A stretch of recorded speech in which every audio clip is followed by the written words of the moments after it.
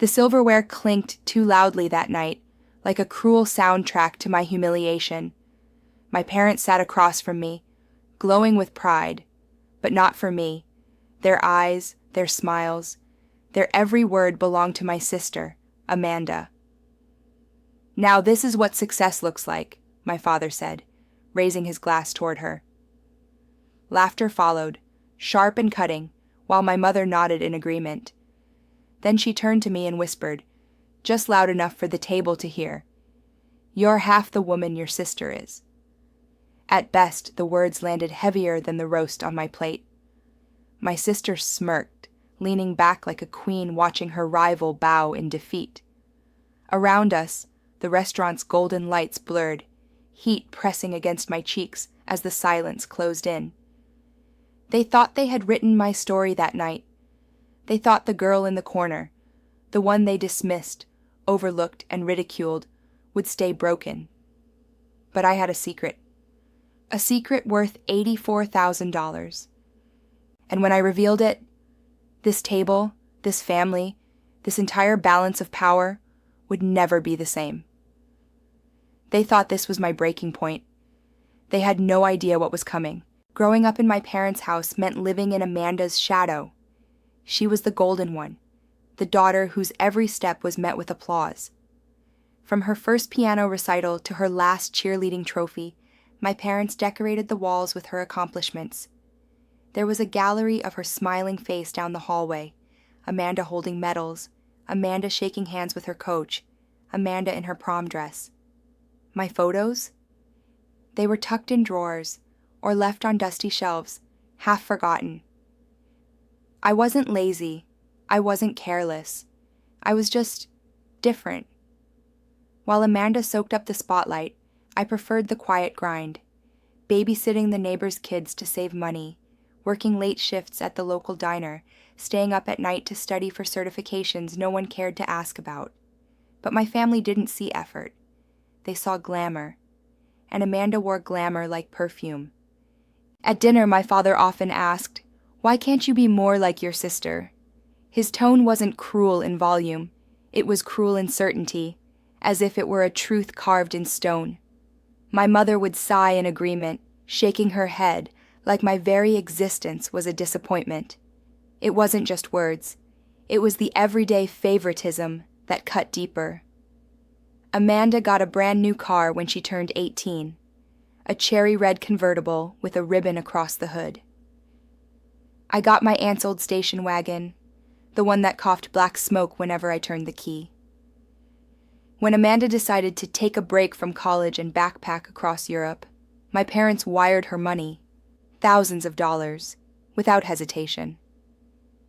When I asked for a small loan to help pay for a night course in accounting, they said, "You need to learn to stand on your own 2 feet." But I did stand.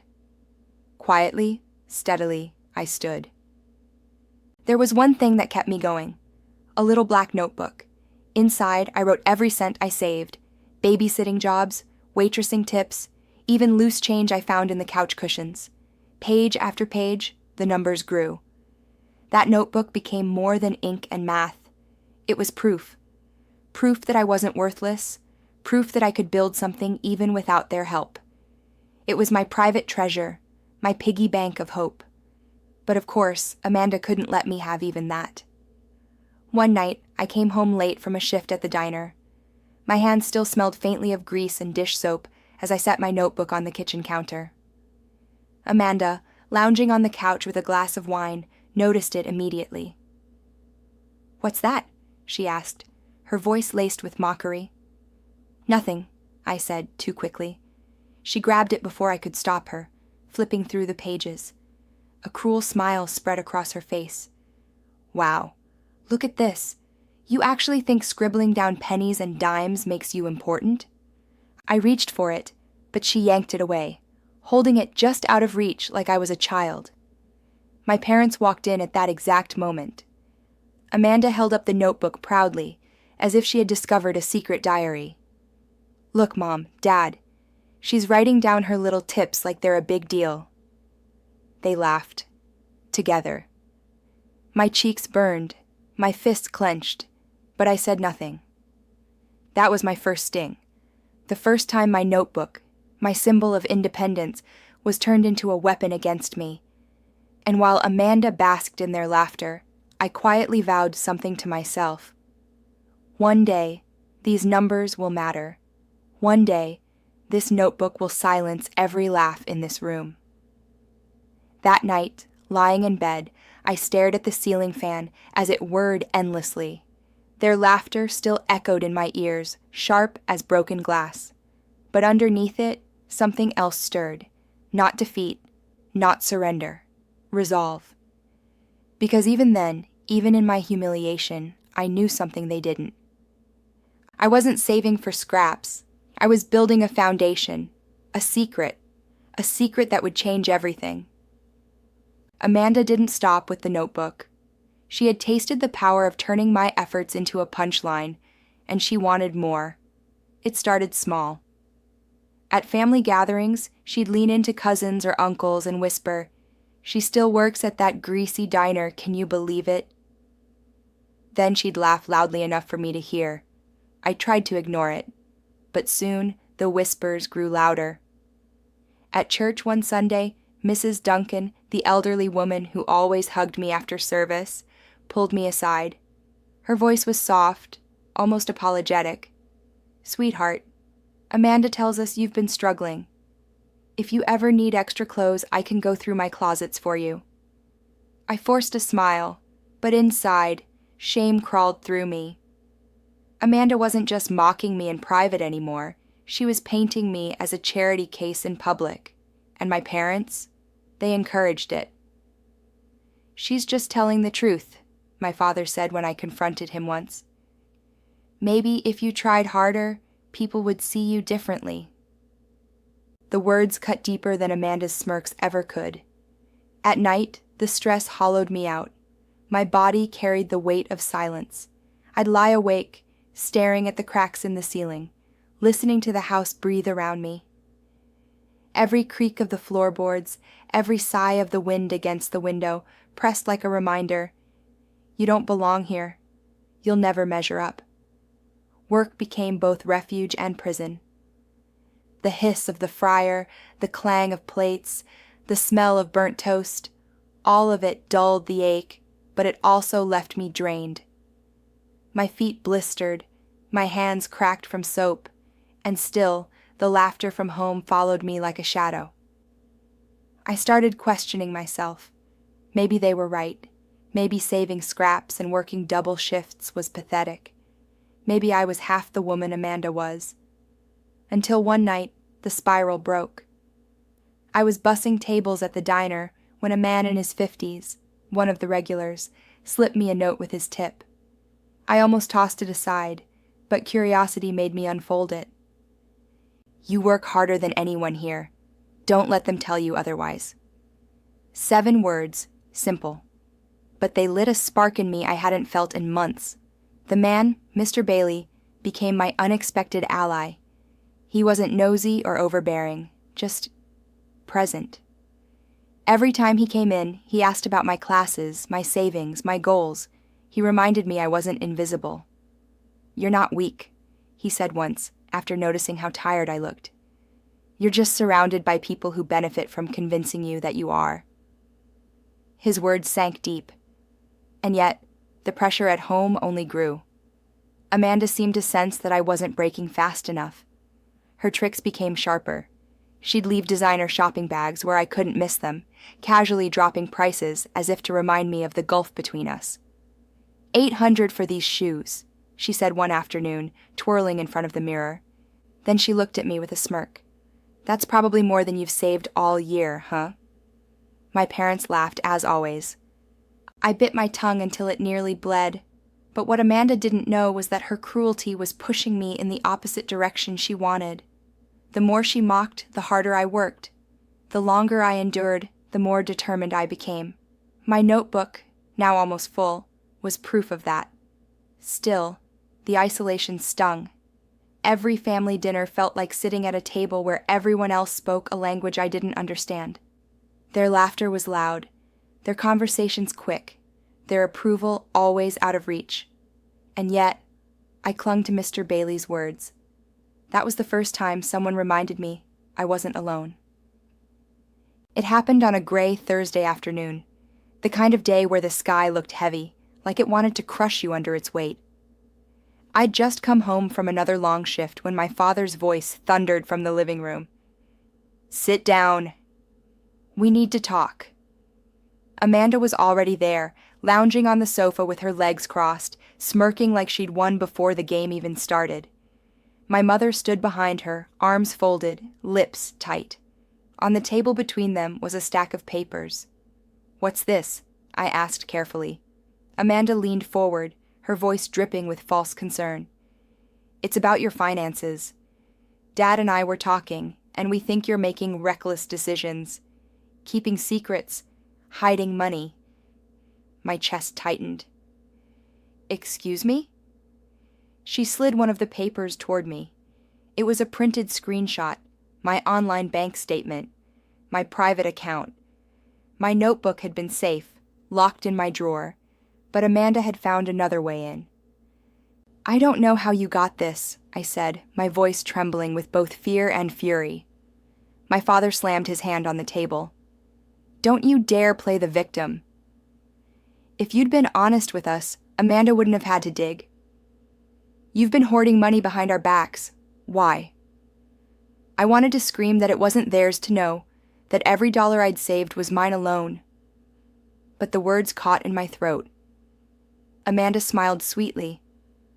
"We're your family. Families don't keep secrets. Unless, of course, they have something to hide the trap closed in." My parents nodded along with her like soldiers under command. For a moment, I felt cornered, exposed, and helpless.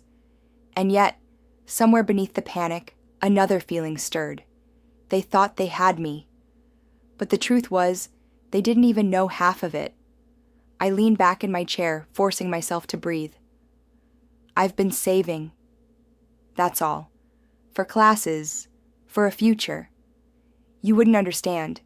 Amanda laughed. "Classes? Please. You? What future? You'll be bussing tables forever." But I didn't flinch this time. Because what Amanda didn't know, what none of them knew, was that those classes weren't just night school. They were certifications, training, quiet steps towards something they could never imagine me doing. Behind Amanda's smirk, I caught a flicker of something else in her eyes. Unease.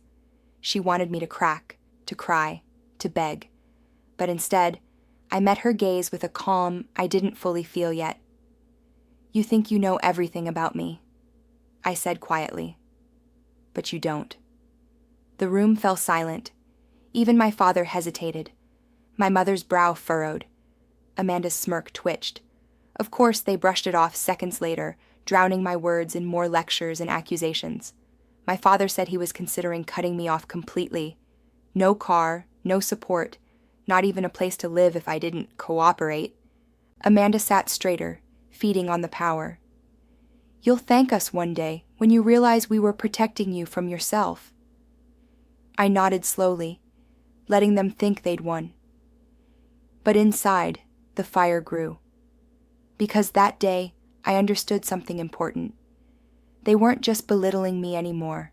They were afraid. Afraid that I was building something beyond their control. Afraid that my quiet independence would one day make their mockery meaningless. And they were right. Amanda wasn't satisfied with stealing my privacy. Exposure was just the beginning. Within days, whispers started trickling through the neighborhood. The cashier at the grocery store gave me a pitying look. A woman from church asked, "Are you really behind on rent?" That's when it hit me. Amanda was spreading lies. She told people I was drowning in debt, that I had begged her for money, that I was too irresponsible to stand on my own. She turned my savings, my greatest strength, into a rumor of weakness. And the more people believed her, the more alone I felt. Neighbors I'd waved to for years suddenly avoided my eyes. Family friends who once asked about my plans now only asked, "Are you okay?" with thinly veiled judgment. Amanda had found her flying monkeys, people willing to echo her version of reality. At home, my parents doubled down. My mother began locking away household documents, muttering about not trusting me. My father left newspaper articles about failed businesses on the counter, pointed messages about what happens when people get ahead of themselves. The walls of the house seemed to close in tighter each day, and yet the more they pressed, the more strategic I became. I started documenting everything. Every cruel remark, every rumor I could trace back, every time Amanda flaunted her control. I kept copies of my savings logs, my certificates from completed courses, even emails from supervisors praising my work. My black notebook was no longer just a symbol of savings. It was evidence. Mr. Bailey, my diner regular, noticed my exhaustion one night. "They're not just trying to tear you down," he said, leaning over his coffee. "They're trying to erase who you are. Don't let them. You've got more proof of your worth than they ever will." His words anchored me, so I worked harder. Not just at the diner, but at building my future. I applied for new courses, sought out mentors, expanded my side hustle. My savings swelled past numbers I once thought impossible. Each page of that notebook became heavier, more powerful, and the more I grew, the more cracks appeared in Amanda's perfect mask. She grew sharper, more desperate. At dinner one night, she joked that I was so pathetic I'd probably forged my certificates. My parents laughed, of course, but I caught the flicker of something else in Amanda's voice. Fear. She was losing her grip. Because behind their backs, I wasn't just saving anymore.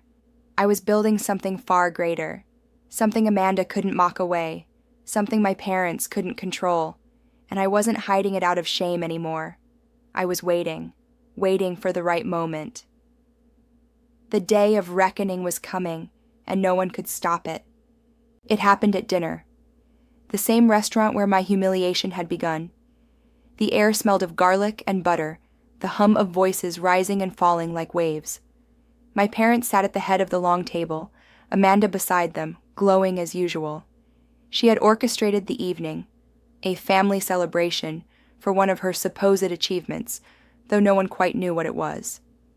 I almost didn't go. But deep down, I knew this was it, my moment. Amanda wasted no time. Between sips of her wine, she began her performance. "You know," she said loudly, addressing the table of relatives, "it's really sad watching someone waste their life, working dead-end jobs, lying about savings, pretending to be something they're not." Laughter rippled across the table. My parents nodded. I sat quietly, letting the moment breathe, letting their confidence swell. Then I set my black notebook on the table. The laughter faltered. Amanda raised an eyebrow.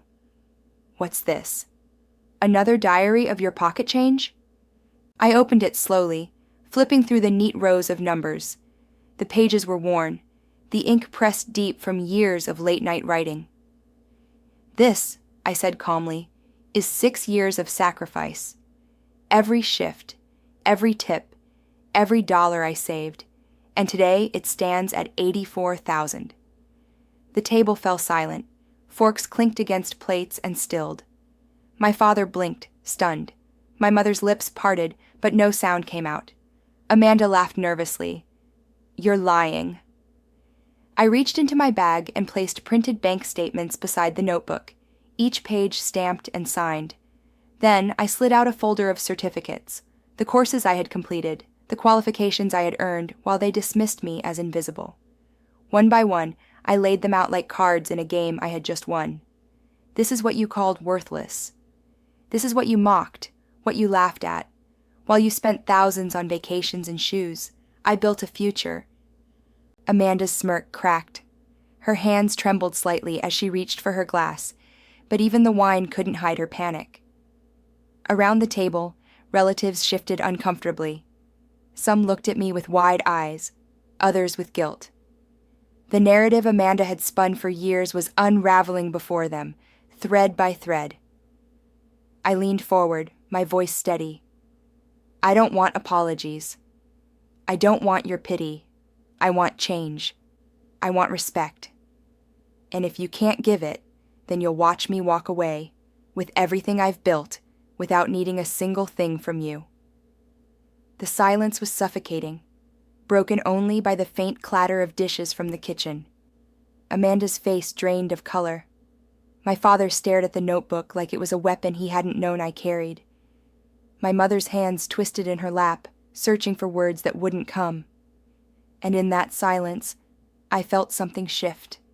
For the first time in years, I wasn't the overlooked daughter, the butt of their jokes, the shadow to Amanda's light. I was the storm, and I had just leveled their empire of lies with a single strike. The car ride home that night was quiet. Too quiet.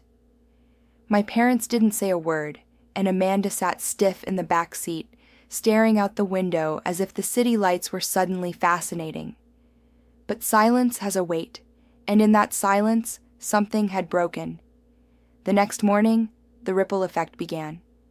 Calls from relatives trickled in, not to Amanda, but to me. An aunt who had once dismissed me as the quiet one said softly, "I'm sorry. We didn't know. We should have listened." A cousin texted, "Respect. That took guts." Even neighbors who had swallowed Amanda's lies began stopping me at the mailbox, hesitant, but kind. Amanda, on the other hand, began to unravel. Her smirk vanished, replaced with sharp edges. She snapped at waiters, barked at friends, and slammed doors at home. The golden girl no longer glittered. The truth had stripped her shine, and all that remained was bitterness. My parents struggled too. My father avoided me for days, as if eye contact might remind him of his failure to see me clearly. My mother busied herself with chores, her silence louder than any apology. But eventually the cracks showed. One evening, I found my father sitting in the living room, staring at the wall where Amanda's photos hung. His voice was low, almost fragile. "We were wrong," he said. Just 3 words, but they carried the weight of years. I didn't answer. I wasn't ready to absolve them. Respect wasn't something handed back in a single sentence. It had to be rebuilt. Slowly. Carefully. Meanwhile, I moved forward. I found a new apartment. Small. Sunlit. Mine. I bought the furniture with my own money, carried up the stairs with my own 2 hands. Each piece felt like proof that I wasn't just surviving. I was living. On my desk, I placed the black notebook in a glass frame. No longer a secret, no longer a target for mockery. It was a monument. Every scribble, every number, a reminder of what determination can build in silence. Amanda visited once, unannounced. She stood in my doorway, eyes darting nervously. For the first time, she didn't look like my rival. She looked lost. "You really did it," she whispered, her voice thin. "You really don't need us." I met her gaze calmly. "I never did." She blinked, swallowed, then left without another word. That was the last time she tried to belittle me. As weeks turned into months, the house I'd once dreaded stepping into grew quieter. My parents began asking, not demanding, about my life. Small questions, genuine ones. And while I kept my guard up, I allowed cracks of forgiveness in. Not for them, but for me. Because I wasn't the girl in the corner anymore. I was the woman who had claimed her worth. The contrast was cinematic. The same family who once mocked me at dinner now sat in uneasy respect when I walked into the room. The same sister who once smirked at my struggle now avoided my eyes. And the same notebook they had laughed at now stood tall, untouchable, undeniable. This wasn't revenge. It was justice. And as I stood in my new home, sunlight spilling across the framed notebook, I realized something profound. This wasn't the end. It was the beginning. Have you ever lived in someone's shadow? Have you ever been told you were less than simply because you weren't the favorite, the golden child, the chosen one? I know what it feels like to be overlooked, mocked, dismissed. I also know what it feels like to rise above it. So I'll ask you, when they doubted you, when they laughed at you, when they said you weren't enough, how did you prove them wrong? Share your story in the comments, because someone out there needs to hear it. Someone out there needs proof that survival isn't weakness, it's strength in disguise. And remember this, worth isn't something they give you. It's something you claim for yourself.